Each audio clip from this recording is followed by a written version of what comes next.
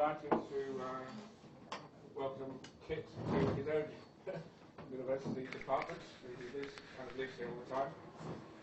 Kit just reminded me that his introduction to anthropology was in 1999 when he came along to his first radical anthropology group evening lecture when we were holding these events in the March Memorial Library in Crete. I'm just mentioning that just to emphasize the point that all of you, if you come regularly and do your homework, you can rise as high as Kit Oakley, who is really, to put it just very quickly, just to say, it's very unusual for an anthropologist to get an article in the journal Nature. Am I right in saying it's pretty unusual to get an article in the journal Nature? Well, Kit only got an article in Nature last year, or the year before. And his specialism is, well, you'll find out in a moment.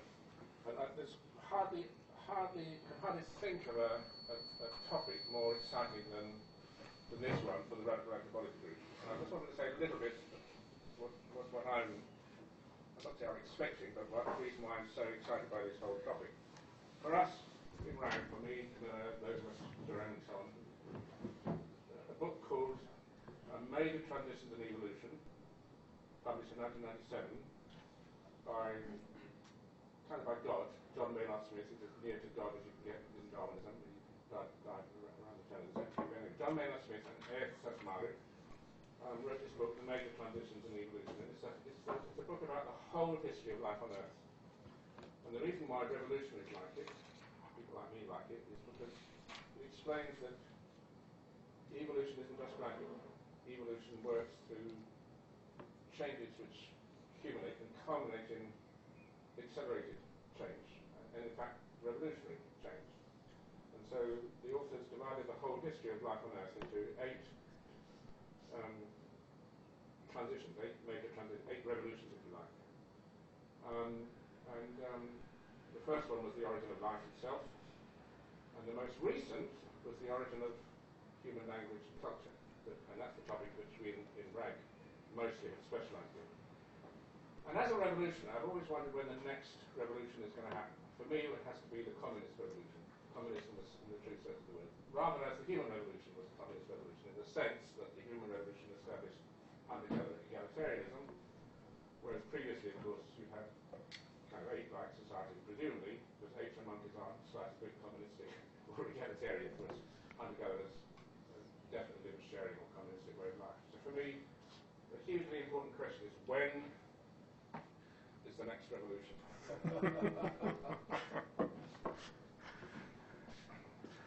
Thanks very much, Chris. I'm not sure I can quite live up to Chris's promise, but I'll do what I can. Okay, so you may well think that this is a map of the world. It's not. It's a map of the connections on Facebook. 500 billion connections, and they are plotted with their longitude and latitude, and this is what we get. Now that's a huge number. It's 5 times the number of galaxies in the observable universe. It's 5 times the number of neurons in the human brain. So clearly we're into something different happening now. But for me, a major milestone was last month when Google's AlphaGo program took on and beat Lee Sedol, the world champion of Go. And AlphaGo managed to win the first 3 games. Lee Sedol then got a game back, and then AlphaGo won the final game of the session. And this is only 2 decades since IBM and their computer program called Deep Blue took on and beat the world champion, the then world champion in chess, who was Garry Kasparov. But complicated as though chess is, it's actually possible for a computer to use brute force in order to defeat a human. So what the computer can do is it can predict at any point within the game all the possible moves and choose between them, and in that way was obviously able to outdo even the world champion. In the game of Go, it's even more complex, and there are more possible moves in a game of Go than there are atoms in the universe. So even a massive computer can't possibly predict all the possible moves. So AlphaGo has used two different approaches. The first one is a Bayesian approach, and we'll come back to this later on in the talk, in order to narrow down the search area of the possible moves. And then it uses machine learning to improve each time it plays. So AlphaGo played against a lot of humans, and then AlphaGo was cloned into a whole load of AlphaGos, and they started playing each other, and they learned from each other's moves, and finally, last month, they were able to beat the human world champion. So I think this is incontrovertible proof that we are into some unknown territory. We are in the information age. Just to give you a little personal background, I touched and used my first computer in the early 1980s. I got my first email address in the summer of 1990, and since that point I'd always been interested as to what the social implications of this technology might be. I'm not into the sort of the guts of the technology as such, more how it might play out in society. And I suppose that probably, just like the rest of you, I have one of these, I have one of these, and I'm doing what anthropologists are supposed to do, which is participant observation, in order to work out what it is that's happening. But I've also looked to authors to get some idea of what the information age might mean. And it is often the case that academics and others have used previous technological innovations and how they've played out in society to draw parallels with the computer age. So this book, written over a decade ago now, but very insightful, interesting, suggesting that we could look back exactly a century and use the changes that were brought about in society by the internal combustion engine. Used in cars, obviously, but also in other vehicles in society. And they suggested that there were 9 hours in every 24 that were thoroughly changed by this new technology when it came into being at the beginning of the last century. And they see exact parallels with the internet and what the changes that is bringing in. It's very US-centric, and you may wonder whether it's applicable elsewhere. But one example that they gave was in terms of the problems in large cities. The pollution in large cities 100 years ago today was mountains and mountains of horse manure. Now, we don't have that problem of pollution anymore. We have a different problem of pollution, but it may be that will be consigned to history in exactly the same way. So another book recently published by Paul Mason. His book, Post-Capitalism, is going further back in history to look at the technological innovations that were associated with the first industrial revolution. And his argument is that the price mechanism was crucial to the explosion even of capitalism across the world. And his argument is that the internet and computer technology in general is reducing the price of some goods and services to zero, undermining that price mechanism. And in this way, he thinks that we are now moving into a post-capitalist era. John Norton goes further back still. He's the Cambridge Professor for the Understanding of the Internet, and his view is that the Internet is the modern equivalent of the printing press.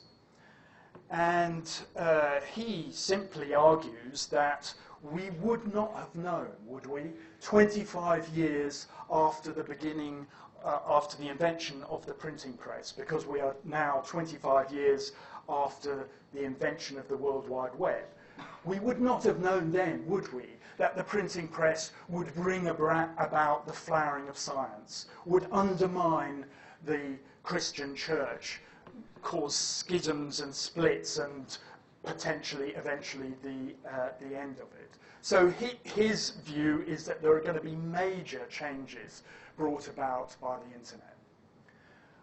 But the most interesting book for me was when I started reading John Maynard Smith and Eors Szathmary's The Major Transitions in Evolution. I wasn't reading it to understand anything about the internet. I was reading it for work. And I was looking, and I'll talk to you a bit about it later, looking about whether it's possible to apply the idea of major transitions to the area that I investigate, which is the origin of sociality in primates. And I was reading through this, and Chris has given you a very short synopsis of the book about these 8 major changes in the way that information is stored and transmitted. And the last one, as Chris says, is the evolution of modern human society with language. And then on the last page of the whole book, they say, well, we're just biologists. That's where we have to stop. But in our view, there are 2 major transitions that have happened since the evolution of language. The first one was the invention of writing, and the second one we're living through now, and it's computer technology. Wow, this just sort of blew me away. So as well as trying to use this book to help me in my day job, I thought I would look at how it could be applied to modern technology. So, as Chris and I have said, there are these 8 major transitions. Now, since the origin of life on Earth, about 4 billion years ago, evolution has taken place through the process of natural selection. And there's no intrinsic reason why natural selection should necessarily lead to increased complexity in life. But one element of natural selection is heredity.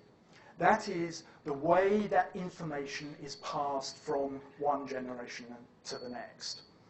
And what they argue is that there are changes in the way that information is coded that does lead to increasing complexity. But they argue that 6 of those transitions were unique, happened only once, including the evolution of language, and 2 of them happened more than once. Their conclusion from this is that complex life on Earth is vanishingly unlikely because you have these 6 events that only take place once. Now, I'm not going to go through each of these in turn. If you're interested, I would seriously suggest that you read either their main book or what they published a couple of years later was a slightly more accessible book from The Many Origins of Life, or something, a title like that. And just to give you a scale of what it is that they're talking about, it's only on the third major transition that we get the evolution of DNA, or the genetic code. It's only the sixth transition out of 8 where we get a move from single-celled organisms to multicellular organisms with animal, plants, and fungi. So instead of going through each of these, I'll leave you to read about them, but I want to draw out what are the main features of each of these transitions and see if we can apply them to the later transitions. So the first one is that before the transition, there are individual replicators. And the shift in the way that information is coded means that following the transition, those individual replicators start to replicate together. And the outcome of that is that there is then no way back from this group of replicating, this group replication to the individual replicators. But they argue that those individual replicators within the whole may try to cheat. And ways that the whole has tried to deal with those cheaters are 3. The first is genetic similarity. So, for example, if we take the transition from single-celled to multicellular organisms, each of the cells within the multicellular organism has exactly the same copy of DNA. So it doesn't pay an individual cell to try and replicate on its own, because it might cause problems for the rest of the organism, and in any case, their genes are going to be passed on into the next generation. The second way that the organism as a whole deals with this is the division of labour. So again, with the single cell moving to multicellular organism, the multicellular organism can have parts that do different functions. So you've got a part that ingests food, a part that processes that food, a part that expels the waste products. Much more efficient than an individual cell trying to do all those things. And the third way of dealing with cheaters was a form of central control. So when individual replicators came together to form the first chromosome, there started a process where there was a kind of parliament of genes, such that if an individual gene tried to mutated and tried to do things that were to its benefit but not to the benefit of the organism as a whole, the majority of genes would respond to that and block the changes that that individual gene had brought about. And I want to add a further feature. When Chris asked me for my title and I gave it to him, he said, so you'll be talking about extinction then.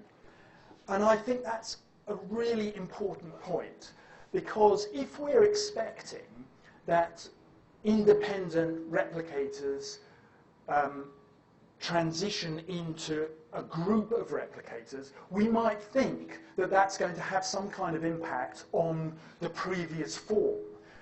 In some way, we would expect either some extinction or at least some decline in the previous form, because we're suggesting that the new form is so much better able to replicate. So with these features, I want to now look at 4 particular major transitions. In fact, the last 4 as identified by Maynard, Smith and Szathmary.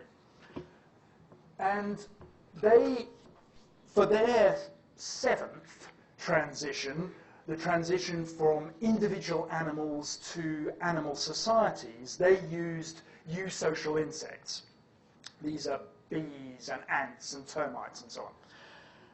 And these are very special animals because when they're in their colonies, their social groups, only a single individual, the queen, gets to reproduce.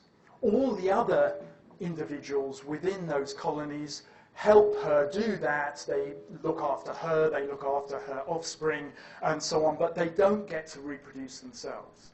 Now, my purpose for reading this book in the first place was to look at whether primates fit with this model. Let's go. They don't look at this as a possibility, but let's go and have a look. Okay, so this is what I do. I look at the evolution of sociality in primates, and 75 million years ago, the ancestor of all living primates lived. So we're talking 10 million years before the extinction of the non-avian dinosaurs. And most mammals at that time were just like the ancestral primate. They're small, they're nocturnal, living on insects and tree gum, and parking their infants in nests or tree holes. And from my point of view, important because they were solitary. So adults only came together for the purposes of mating, no other purposes at all. And yet, now, when we look across the multitude of primate species, we find that the majority are like these vervet monkeys from Africa. They are highly social, living in groups in different forms, but often they're living in groups. So with two colleagues, Suzanne Schultz and Quentin Atkinson, I wanted to have a look at how that transition took place, how primates became social. And so we used a phylogenetic approach, that is using one of these phylogenetic trees or family trees of all living primates. And we used Bayesian methods, just like AlphaGo does. But the way we used those Bayesian methods was to rerun evolution millions of times across this tree to get to the state of the social state that we know exists in these different species. And by doing that, we can infer when there were changes in across the phylogeny. And what we found was that amongst the anthropoid primates, of which we are one, group living evolved about 50 million years ago. Amongst the prosimians, it was about 33 million years ago in some lemur species. And we were particularly interested to know how that process happened. There are two theories about how primates evolved. The first is that there's some kind of stepwise process. So from a solitary ancestor, first of all you get small groups of just a pair and their offspring. Then females group together with a single male and you get kind of harem systems. And finally you get multi-male, multi-female systems as we have and as our closest relatives, the chimpanzees and the bonobos have. But other people argue from what's called a socio-ecological model that no, primates are so flexible that they are able to change their social system depending on the environment in which they live. And therefore, during primate evolution, it was possible for primate species to shift from any of these social systems to any other social system, depending on what's best in the particular environment in which they lived. And we ran these two models against the model that was suggested by the data. And what we found, to our huge surprise, was that it was this data-driven model that was far more likely than the other two. And so what we get is from the solitary start, which everybody agrees with, only transitions directly into multi-male, multi-female groups, and no transitions back. And then once there, you get transitions back and forth between unimale and multi-male groups, and transitions into pair living or family groups. But again, no transition back. And we also wanted to know why this had taken place. What was driving this process? And again, there are two different theories as to why this may be. The first one is that females, that daughters of a mother decide to stick with her once they become an adult. So groups of related females are sticking together, and either an individual or a number of males will join that group. Another theory is that primates became social because they stopped being nocturnal and they became what's called diurnal, or daytime living. And once you became daytime living, you can no longer rely on being small and secretive and escaping predators that way. You're out there and in the open and everybody can see you. So they grouped together as a form of protection against predators. So we ran these different models against each other using the same techniques. And what we found was that groups of related females did co-evolve with group living, but afterwards. So we got group living first, and then some time after that, we got groups of related females emerging. But with the activity pattern, we found that it was almost simultaneous. In fact, it's probably the case that there is a little bit of evidence suggesting that it was a shift to diurnal living, daytime living, that came first, and then grouping. Okay, so this was my job, was to see, okay, does this fit with Maynard Smith and Szathmary's vision of a major transition? So we do get independent replicators, solitary animals, coming together to live in social groups. And as I showed you earlier, there is no way back. Once a species has become social, there is no way that individuals can reproduce outside of that social group. So the first feature seems to fit. It's not the same as the kind of caste system in the eusocial insects, and there is even that kind of system within some mammals. So the African hunting dog, the hyenas, the wolves, the naked mole rats, they all do a similar thing to eusocial insects of having an individual or a pair that reproduce and the rest have their reproduction suppressed. We don't have that in primates, and my argument is the reason for that is that the litter size is so small. In primates, the litter size is usually single. So it makes it very much more difficult to have that suppression of reproduction as there is in, say, wolves with large litter sizes. So we're kind of equivocal there. To some extent, it fits with the transition features and sometimes not.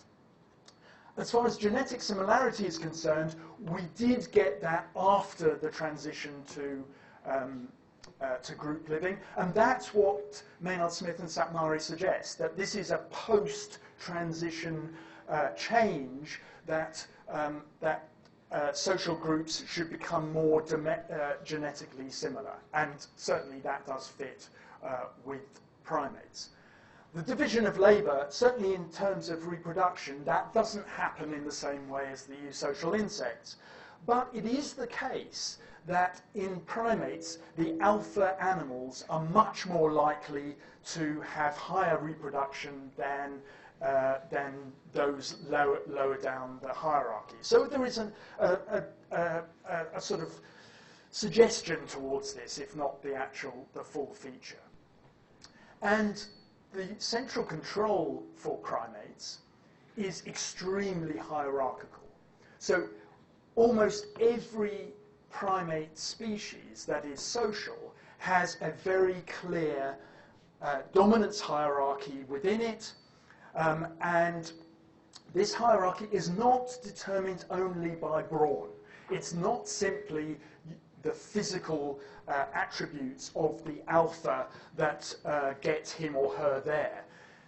In fact, it's often the canniness, the quick-wittedness, the ability of animals to make and break alliances which determine whether they get to become the alpha animal, and rather than their physical prowess. And I'll come back to extinction in a minute. But first of all, we can then see that in terms of brain size, the larger the group, the more complex the group, the larger the brain of the animals within that species. So this seems to suggest that as groups were getting bigger, there was a kind of arms race that in order to work your way up the hierarchy, you had to have a larger brain. And when you got to the top of the hierarchy, you reproduced better. So there is this kind of constant push for brains to get larger, to the extent that we get actually a grade shift here between monkeys and apes. And that for a given size of group, we have a considerably larger brain within the apes, because the society that those apes live in is even more complex, and that means that the animals need even larger brains to deal with that. So let's now have a look at extinction. Okay, so the first transition to group living amongst the anthropoids was here about 50 million years ago. And I'm sorry, but this is quite a misleading chart. There are over 200 species of anthropoid that are group living, and there are 4 species of tarsiers that are solitary. So this should really be sort of that big. And so what we've got is, with the transition here, we've got extinction of these groups here, or certainly within a reasonable period. And I'm currently doing work to try and work out what the social systems of these extinct primates were, to find out whether their sociality was anything to do with them going extinct. And then on the lemurs, we've got group living coming in here at 33 million years ago, and you can see there is a huge amount of extinction taking place at that same time. And again, I'm looking at trying to work out what was happening in terms of group living in that period to see whether it's implicated. Okay, so I think that primates do fit to some extent with Maynard Smith and Szathmary's ideas about a major transition. But where there's no argument about it is the transition from, you raise your eyebrows at that. Yes, of course there is argument about it, Chris, you're right. But as far as Maynard Smith and Szathmary are concerned, they are absolutely clear that the evolution of modern humans and language was a major transition. And I'm not going to go into this in detail. I'm sure you've heard from Chris about the evolution of language, but I just want to draw out just a few of the features of this transition, because they may be useful later. So we know that this transition happened only once. Only once did human-type language evolve. And language is digital, as Chris will have repeatedly told you, just like the genetic code is. And as far as we know, well, we do know that all modern humans speak. They all, or they have the capacity for language. We don't know whether all modern humans have always had the capacity for language. All that we know is that the most recent common ancestor of all living humans had language. So there is, you don't like this, Chris, but there is surely the possibility that there were lineages of modern humans that could not speak and went extinct. It's a possibility. So what timescale are we looking at for language? Well, you had better ask Chris about that rather than me. My view is that there are and never were another species on this planet that had language. So it therefore has to have been since the evolution of modern humans 150 to 200,000 years ago, but it might have been less long ago than that. It might have been more recent than the first evolution of what we now call anatomically modern humans. And we know that language gave us an amazing advantage. It allowed us to spread out and conquer the whole of the world. This chart is actually out of date now because a researcher here at UCL, Maria Martinon-Torres, has found modern human teeth in China that are dated to at least 80,000 years ago. So that suggests that the first movement of modern humans out of Africa must have at least been before that. So what we get is movements out, generally thought to have been along the southern coast of Asia and down into Australia. A delay of some sort before getting into Europe, and then into Northern America, and an amazingly rapid movement from the north to the south of America.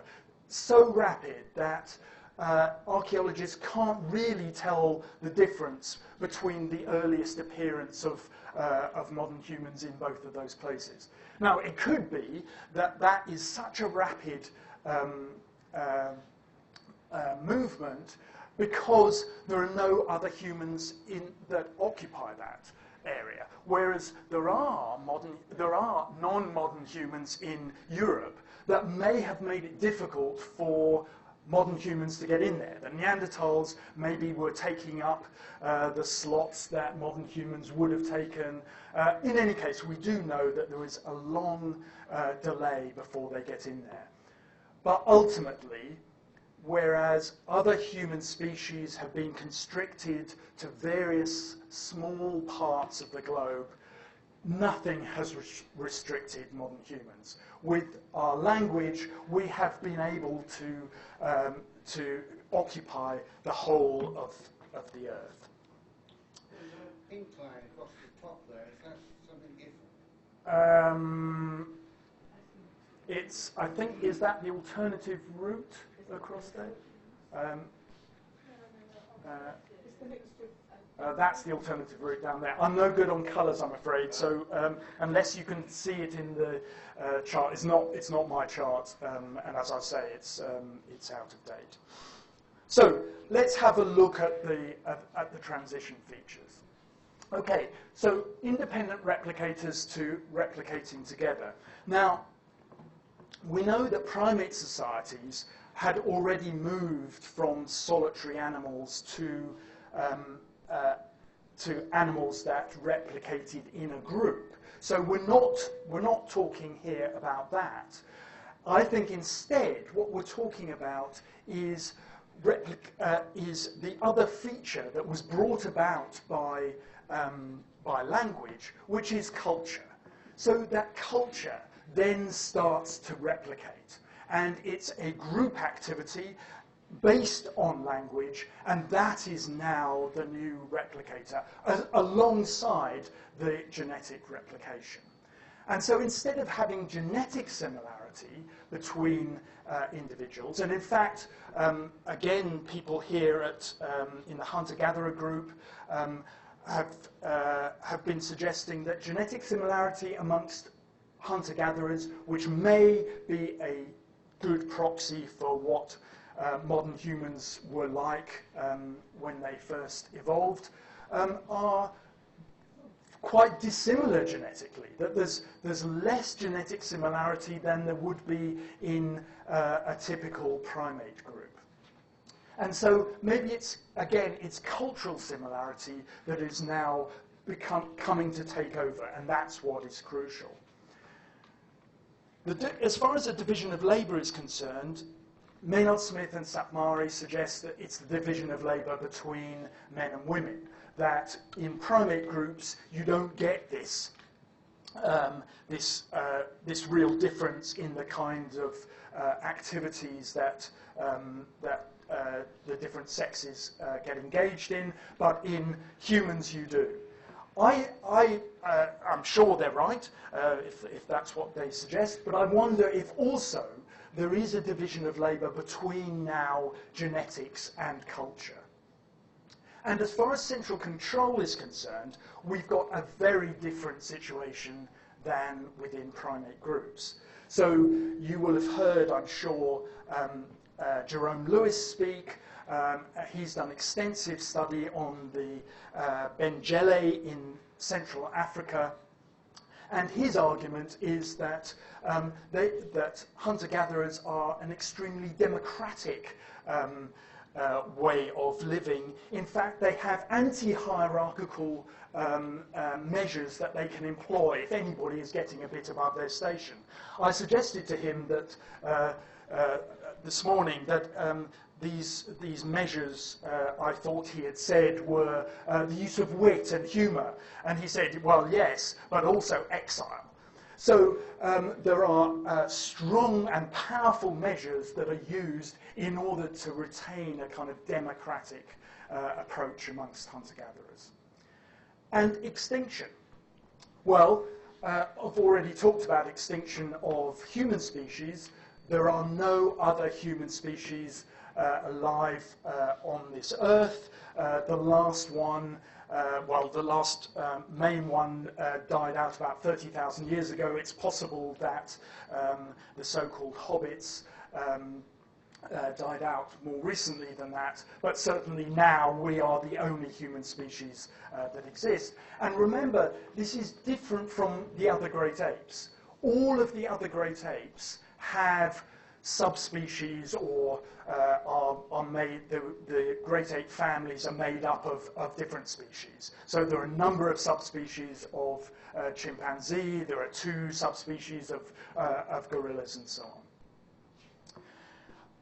Okay, so now I'd like to move, as Maynard Smith and Szathmary said, beyond biology.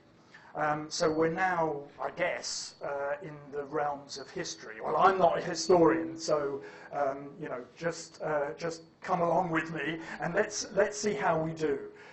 We don't have Maynard Smith and Szathmary to guide us any longer. They haven't written about this, but they have left us with their major transition features. So let's see how we can apply this to the 2 transitions that they suggest their features should be applied to. Okay, so we know that humans have used symbols since the very beginning. So this lump of ochre found in the Blombos cave in South Africa, dated to at least 70,000 years ago, has scratchings on it. This could well be some kind of recording mechanism rather than just a symbol of something. We don't know. But clearly humans were able to do this kind of thing. But as far as actual writing is concerned, the persistent use of symbols to make recordings, the first is cuneiform in Sumeria, about 5,500 years ago, in what is now southern Iraq. And fairly shortly after that, the Egyptian hieroglyphs from Egypt, probably at least prompted by the people in Egypt seeing the cuneiform script, but clearly not copies, rather going off in their own direction. And what we know is that from the very start of this, so with hieroglyphs were invented about 5,000 years ago, and at the very same time, the first pharaoh, Menes, united Egypt to become the first and oldest state on Earth.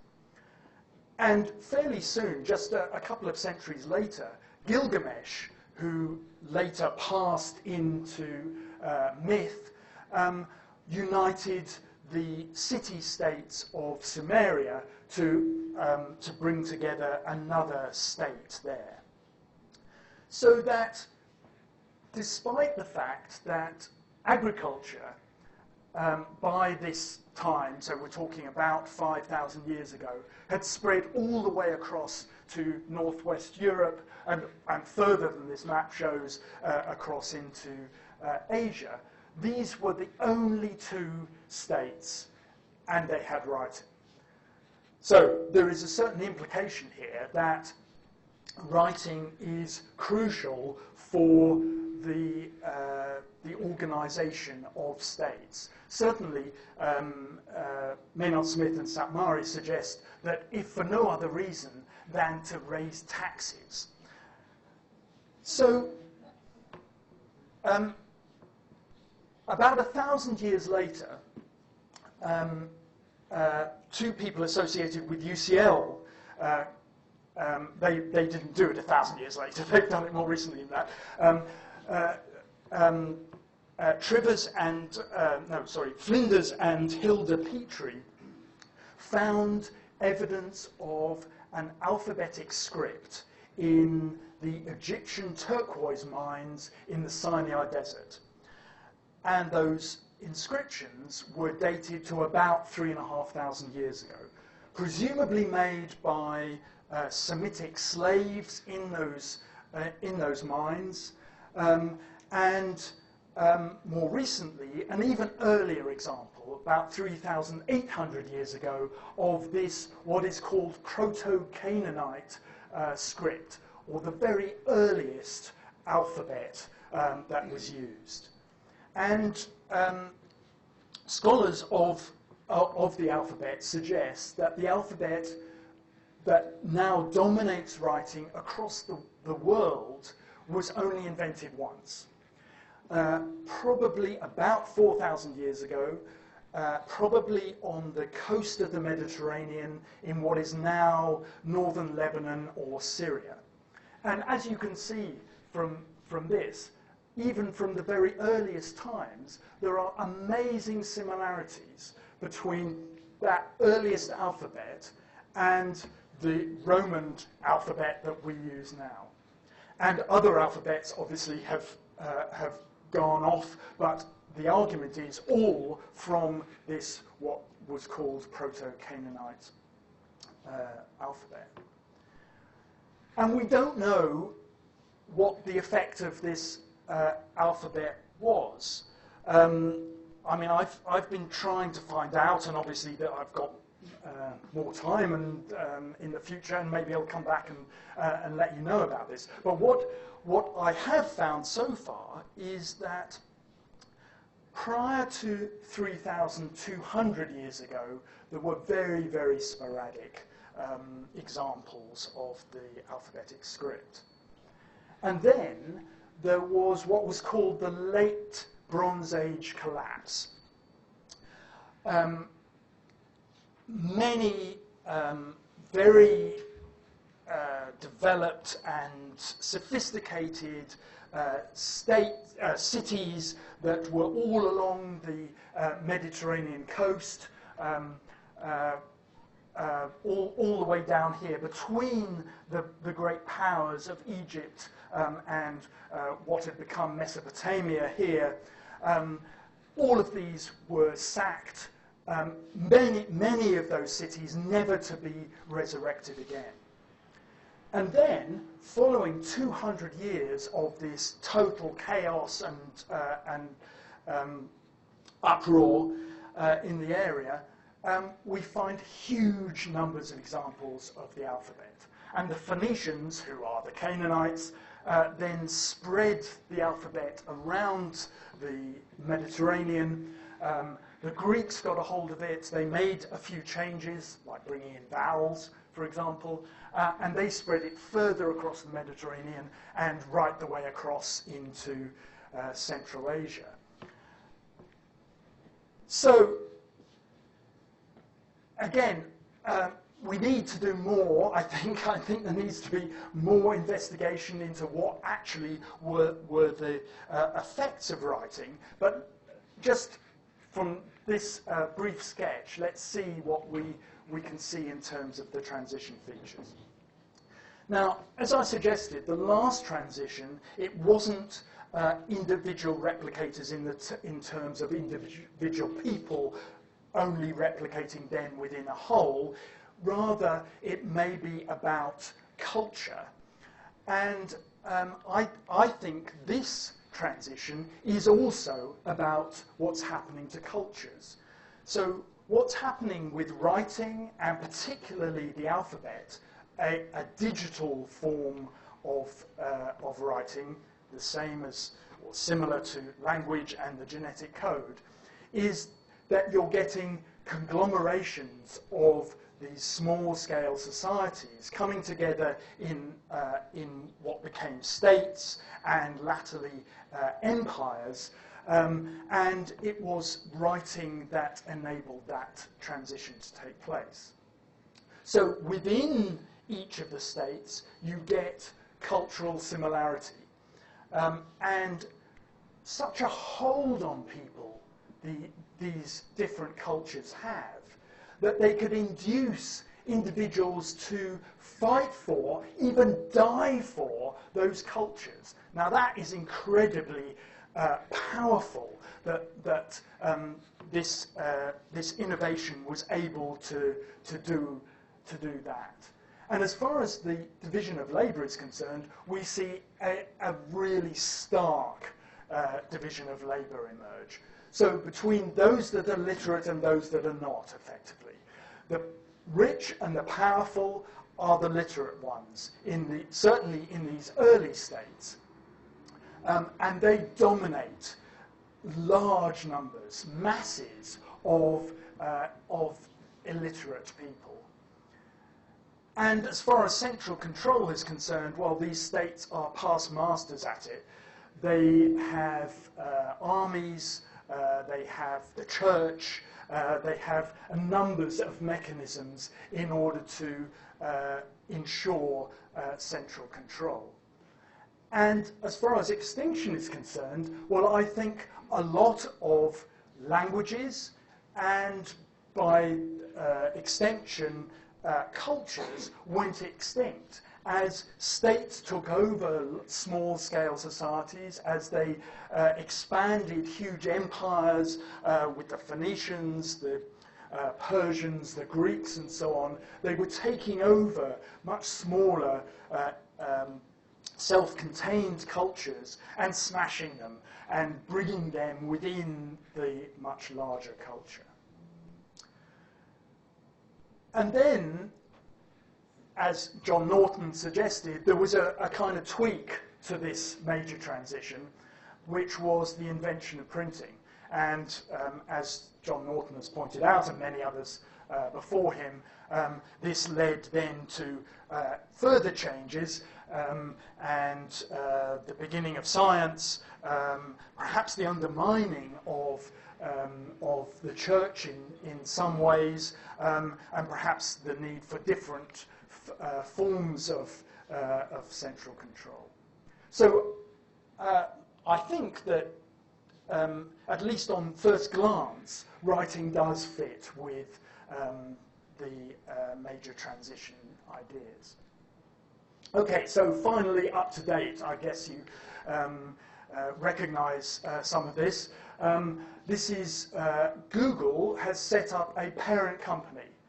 And don't you think it's kind of poignant that the name they chose for the parent company is the previous major transition, the beginning of the alphabet. Well, for me, I thought this was absolutely fantastic. And of course, this major transition, if Szathmary and Maynard Smith are right, is based on the digital binary code that is the basis of all electronic storage and transmission of information.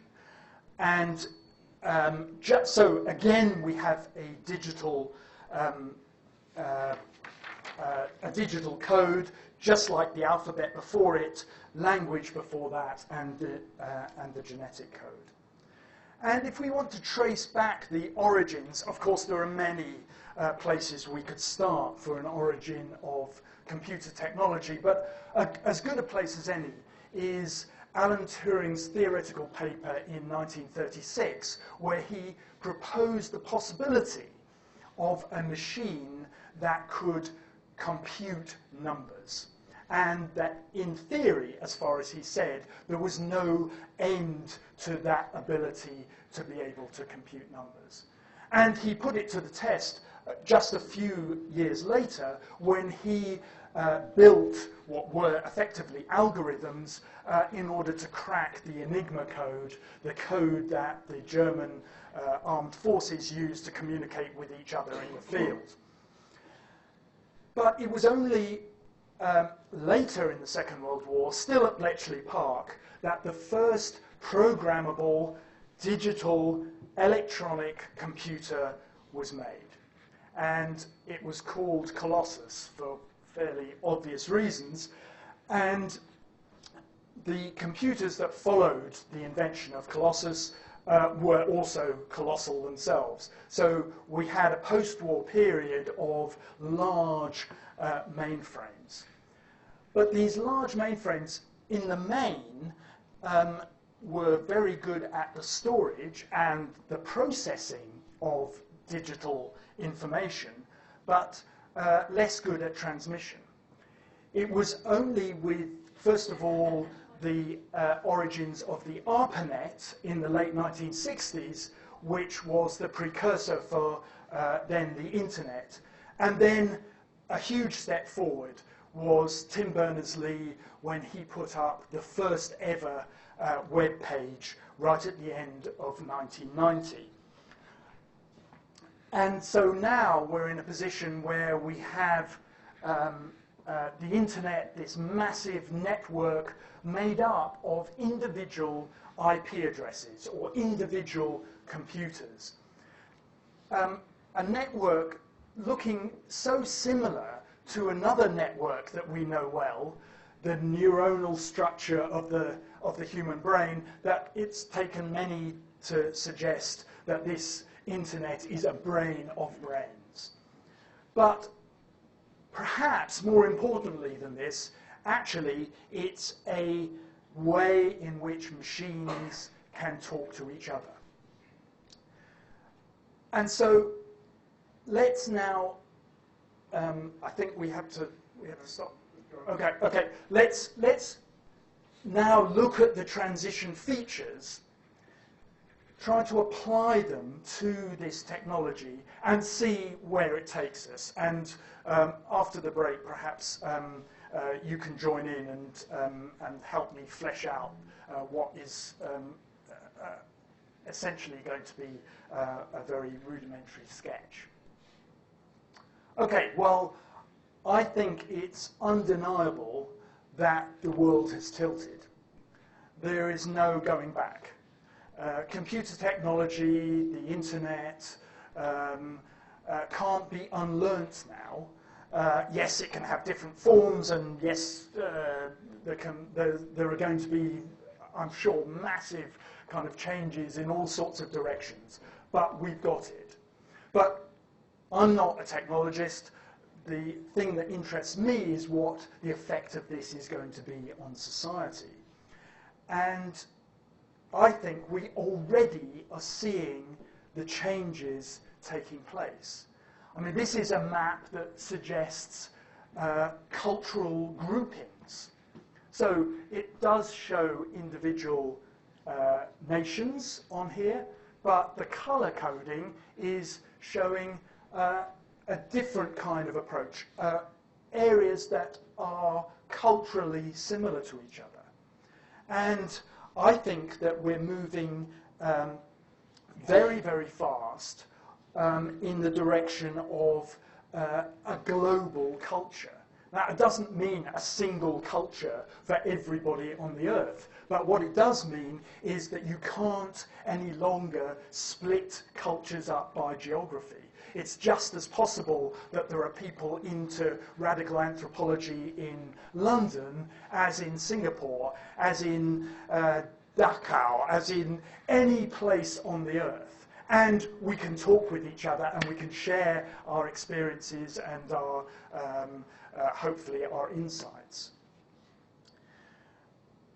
And that process that I think is being brought about by computer technology is being even speeded up by mass migration of people and by education that is now being provided over the internet. So we have massive open online courses, for example, that can be taken anywhere. You can take a Massachusetts Institute of Technology degree from anywhere on the planet and pass. And in fact, what they're finding, Harvard is doing this, and it's finding that the top 10% of the people who are taking their online courses are, the top 10% of the people who are taking their courses are from their online courses, not in Harvard, not resident, not paying the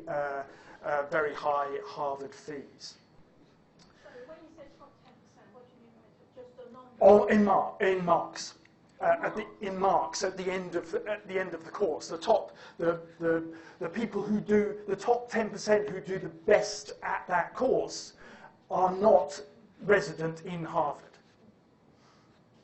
And migration, which is also fueling this process, I think is also caused by this process. So we've got like feedback loops on itself. I think it can only speed up. Okay, so what about the division of labour? Well, some people have been suggesting that the division of labour may go so far as machines doing the work, humans doing, I don't know, sat around talking, enjoying themselves, doing other kinds of things. Let's just take one example, autonomous cars.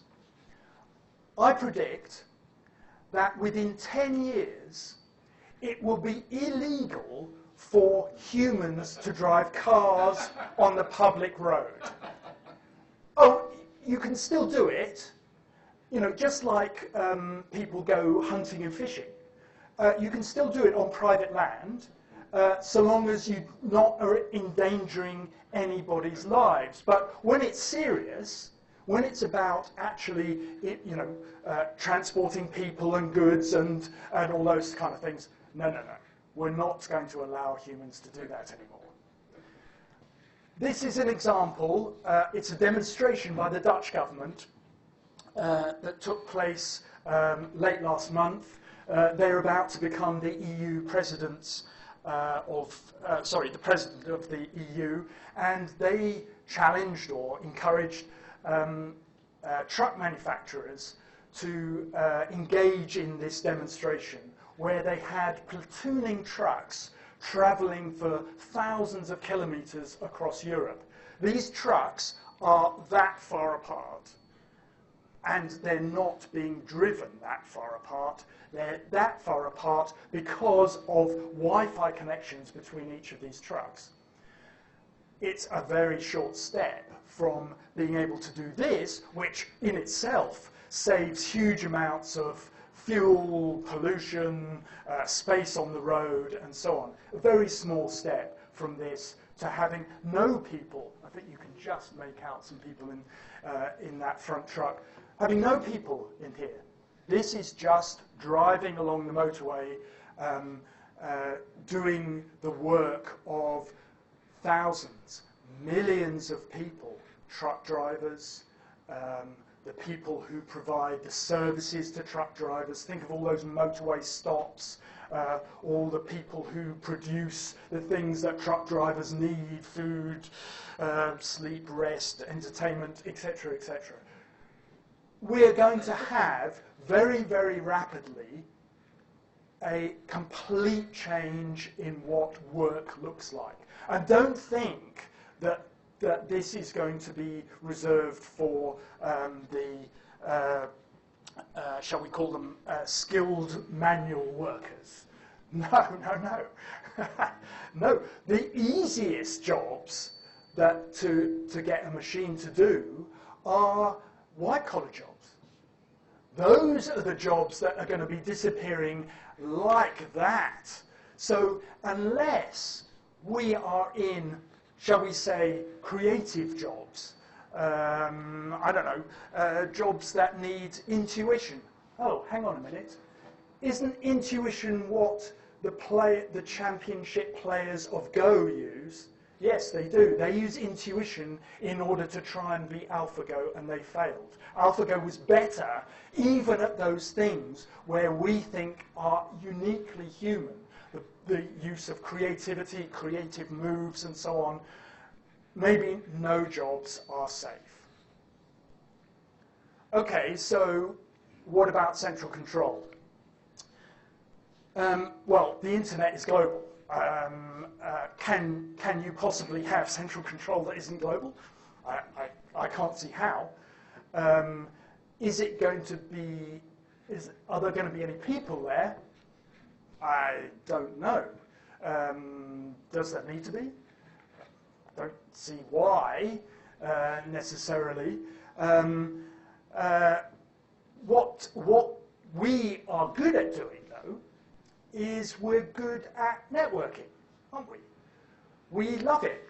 You know, there are, as I say, 500 billion connections and growing on Facebook. And Facebook is just one of hundreds of different ways of us communicating with each other over the internet. Networks like Jerome Lewis talks about with the Bengele.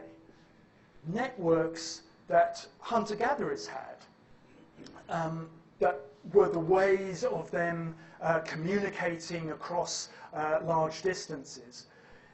Is it possible, I don't know, is it possible that computer technology will return the power of the network in the same way as writing took that power away that we had got because of language, different from the primate societies that were very hierarchical that we lived in before. Maybe it's too simple a thing to just think it's hierarchy, then network, then hierarchy, then network. But it would be, well, from my point of view, lovely to think that that might be the case. So, extinction. Back to Chris's first question. Does that mean extinction?